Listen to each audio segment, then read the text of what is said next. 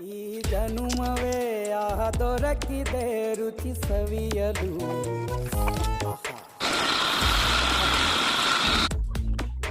ಈ ಜಗವಿದೆ ನವರಸಗಳ ಉಣಬಡಿಸಲು. ಬಿಸಿ ಬಿಸಿ ಇದೆ,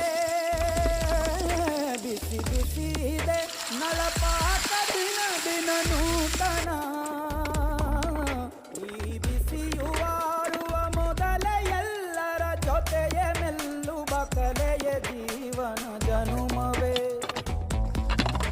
ಈ ಜನುಮವೇ ಆಹ ದೊರಕಿದೆ ರುಚಿ ಸವಿಯಲು.